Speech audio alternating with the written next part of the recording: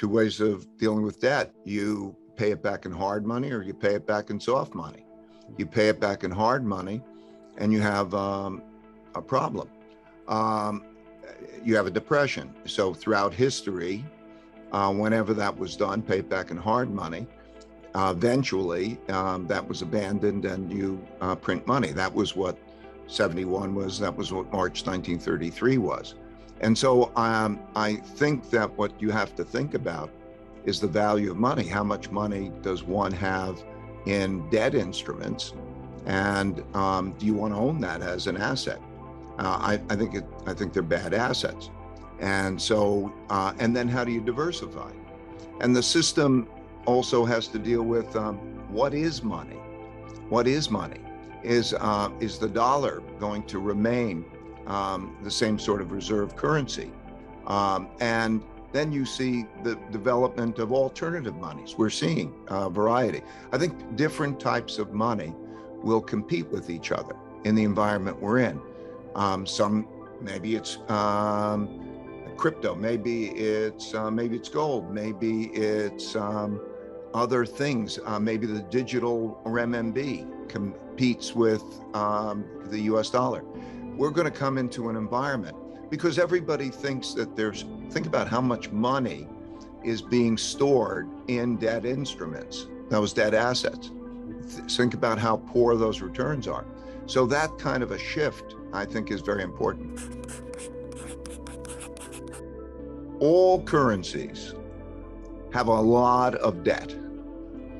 And so when you look at one relative to the other, there will be a lot of printing. I mean, currency equals debt. And when you hold a currency, you're holding a debt instrument. And so all of those will decline in value relative to other things. Now, will the dollar decline more than other currencies? It's almost certain that we're going to come into this environment. We're in this environment in which there's a shifting of those currencies. So you're going to see more of China's renminbi being used. You're seeing India have a direct link with Russia on the currency. So we're in an important change in the currency. But how that is a store of wealth is a different question. So a currency is a medium of exchange and a storehold of wealth. And its storehold of wealth is now a problem, particularly for the dollar, but it's also a problem for other countries. So that's why you have inflation. As money goes into other things and the cost of borrowing is so low relative to the inflation rate, then it encourages the borrowing of money and the sale of money. In other words, not holding financial assets like that. So that's, yes, I think you're changing the nature of what money is and what the dollar is as a storehold of wealth. Oh, I don't know, like an 8 to 10 or something like that. We're beginning a paradigm shift. A paradigm shift is a shift from a mindset, one mindset, and positioning of that mindset to another mindset and another positioning of that. So, for example, the mindset that we were in was that you have low inflation, and when you're owning bonds and you're owning cash, or you are operating one way, and you don't worry about that, and companies don't worry about it in their inventories, or having larger inventories, or homeowners don't worry about inflation as much in the purchases of their houses and so on. Once that shift begins, it causes a reinforcing dynamic. It's like everybody is long bonds. We've been in a 40-year bull market in bonds. And so it's been fine to have. And when that shift starts to take place, you see behavioral shifts that reinforce that cycle in the paradigm. So for example, when there is the selling of bonds, that it makes it more inflationary in and of itself, because the amount of debt that has to be sold is not just the deficit, but also the amount of debt that's being sold is those bonds. So now interest rates have to rise a lot, or the Federal Reserve has got to come in there and buy more. And then you get wages. People make wage settlements that and such things. So a paradigm shift is beginning to take place, and that will be also self-reinforcing. And it's taking place in this context of the conflict, which then creates the breakdown of efficient systems. Each country wants to be self-sufficient. It needs to protect itself. And in being self-sufficient in that way, then you have less efficiencies in the system. And all of that becomes self-reinforcing. So it's all happened before. It's all happened many, many times before. That's covered both in the video and the book. So it's, yeah, I'm concerned about that. It's funny because, you know, everybody says, okay, there'll be 7 increases or something like that, and that sounds like a lot. But you're taking interest rates up to something like 2%. And that 2%, which starts to squeeze the capital market, starts to make it more difficult for a holder of equities, because the equity, when you raise the return on bonds and you raise the return on cash and you tighten money, then that makes other assets less attractive, such as risky assets, particularly long duration assets like tech stocks and the like. So you produce that squeeze, yes, but that's still only at 2% or a little bit over 2%, with an inflation rate which is considerably higher than that. We've had a 7% inflation rate, and we'll probably settle, it'll be a 5%-ish or something. And so you're still losing that money to inflation. People are. So what you have is enough tightening by the Federal Reserve to deal with inflation adequately is too much tightening for the markets and the economy. So the Fed is going to be in a very difficult place a year from now, as inflation still remains high and it starts to pinch on both the markets and the economy. Here's the problem. If you're borrowing more money than you're lending, and you have a lot of debt, you either are going to pay back in hard money or in soft money. And so it creates a very difficult trade-off. So what can you do? Do you spend less money?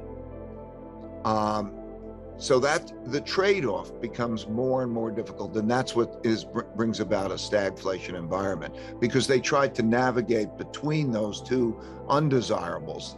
In other words, they want to contain inflation, but too high of an interest rate that's good enough for inflation causes too much economic environment. So what can they do? No, they're in a position already, because of that dynamic, spending more than they're earning, creation of a lot more debt, and a lot of other debt, which one man's debts are another man's assets, and that, as the holder of that assets, is losing money. Imagine holding a bond now, and look at how much money is in bond funds and cash. Okay, not only in cash, you don't get any return to compensate for the interest rate, and in your bond fund, you get negative returns. And how's that feel? So you're going to continue to hold those bonds in that bond fund? It's a dynamic that they have to deal with that is really beyond their capacity to deal with it. They can't change those fundamentals. I think that most likely what we're going to have is a period of stagflation. And then you have to understand how to build a portfolio that's balanced for that kind of an environment.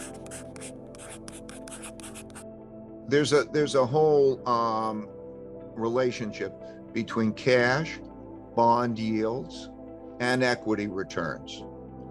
So every investment is an exchange of a lump sum payment for a future cash flow. And so the cost of money is a consideration based on relative to the return on money. And so when we look at that return, when we say I can hold cash or I can hold a bond, that changes the inclination to hold cash. But also, one has to look at the expected return on equities. In other words, one calculates the present value of future cash flows. You estimate what are those earnings going to be in the future and what are they worth today. And so stocks are now having expected returns, which are not very much more than bonds, which would be not very much more than cash.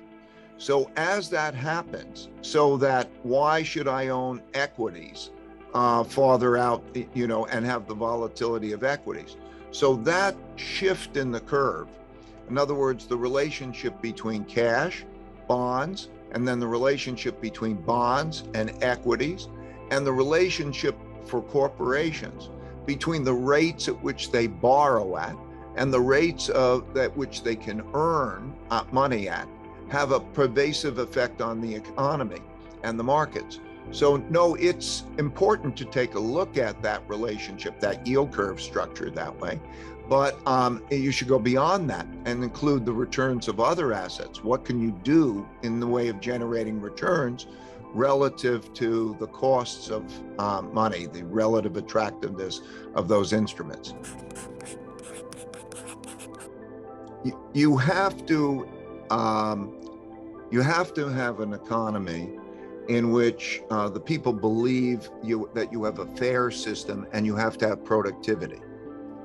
So I would say the most important thing is the redistribution of opportunity to make people productive and to eliminate the internal conflict, or to reduce the internal conflict, which can be so disruptive. When you see large wealth gaps, and at the same time you see economic problems, you have a lot of internal conflict, and that internal conflict is bad economically and it's bad socially. So yes, I think but it's not just the wealth gap, it is the productivity level that results. So yeah, the wealth gap is a problem, the opportunity gap is a problem, the productivity that allows, and productivity can be measured in what you earn relative to what you spend. So yes, all of that, that gap is an issue, and it's certainly going to be a political issue. So when we talk about markets and the economy and all of these things, we have to realize, for example, that there's a great internal politics, populism of the left and populism of the right, and the polarity is becoming greater. It's entirely possible that neither side accepts losing the 2024 elections. In other words, that we lose, the democracy, in a sense, you could find ourselves in a situation where the rules no longer apply because of that type of internal conflict. Internal conflict will have a big effect.